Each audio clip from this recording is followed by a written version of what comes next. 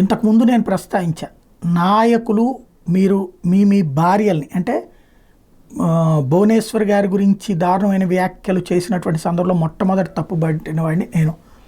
అట్లాగే షర్మిల గురించి తప్పుడు వ్యాఖ్యలు చేసినప్పుడు తప్పుపట్టిన వాడిని నేను. అంటే దుర్భాషలు, రాజకీయపరమైనటువంటి విమర్శలు ఏమైనా చేయి, దుర్భాషలు తప్పు. అట్లాగే బ్రాహ్మణి గారి గురించి చేసిన, భారతి గారి గురించి చేసిన, ఎవరి గురించి చేసినా నాకు ఒకానొకప్పుడు అసహ్యం వేసి మీరు తన్నుకు చేస్తున్నారు, నాయకులు బాగుంటున్నారా, మీ భార్యల్ని తీసుకొచ్చి ఇట్లాగా నడి రోడ్డు మీద నిలబెట్టుతున్నారు, ఒకళ్ళకొకళ్ళు తిట్టుకుంటా మీ భార్యలకు విలువ లేకుండా చేస్తున్నారు, ఆలోచించుకోండి, సిగ్గుపడండి అని కూడా చెప్పా. బట్ ఎవరు సిగ్గుపడలేదు. ఒకళ్ళ భార్యని ఒకళ్ళు వెటకారం చేస్తుంటే చూస్తూ ఊరుకున్నారు, ప్రోత్సహించారు. ఫలితం అవమానకరమైనటువంటి పరిస్థితి. స్టిల్ నౌ ఇప్పుడు తెలుగుదేశం అధికారంలోకి వచ్చింది కాబట్టి భారతి గారి గురించి టార్గెట్ ఇది నడుస్తుంది. అట్లాగే మళ్ళీ చెప్తున్నాను, రాబోయేటటువంటి రోజుల్లో ప్రతీకార రాజకీయాల పరాకాష్ట.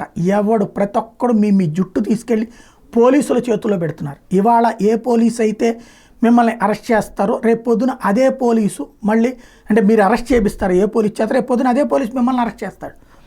లేదు అంటే ఇంకోటి, ఈ పోలీసులు కూడా ఈ రోజున ఏదో ఒక రాజకీయ పార్టీకి కార్యకర్తలాగా పనిచేస్తే ఇవాళ పోలీసు ఎవరైతే అరెస్ట్ చేస్తారో వీళ్ళు రేపు పొద్దున జైల్లో పాలవుతారు.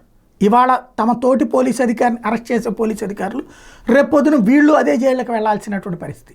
ఏంటంటే ప్రతీకారం పగలకి సంబంధించి రాజకీయ దరిద్రాన్ని కంట్రోల్ చేయకపోతే ఆ స్టేజ్కి వెళ్తుంది. ఇదంతా ఎందుకు చెప్తున్నా అంటే, పేరుని నాని మీద కోపం ఉంటే తీర్చుకోవచ్చు, కానీ గోడుతో పోయేదాన్ని గొడ్డలు దాకా వాళ్ళ ఆవిడని అరెస్ట్ చేసి జైల్లో దోసేయాలి, నానిని అరెస్ట్ చేసేయాలి, నానిని చేసేయండి, వాళ్ళ అబ్బాయిని చేసేయండి, తప్పులేదు.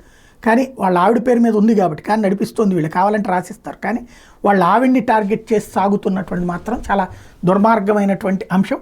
క్రమంగా ఇది జరిగితే రేపు పొద్దున ఇక వావి వరస అడ్డు అదుపు ఏమీ లేదు. ఎవరి భార్యలనైనా ఎవరి ఆడబిడ్డలనైనా తీసుకెళ్లి జైలులో పడేస్తారు. చాలా ప్రమాదకరమైన దిశకి మన రాజకీయాన్ని తీసుకెళ్ళి ఒక్క నాయకుడికి కూడా వాల్యూ లేకుండా చేసుకుంటున్నాం.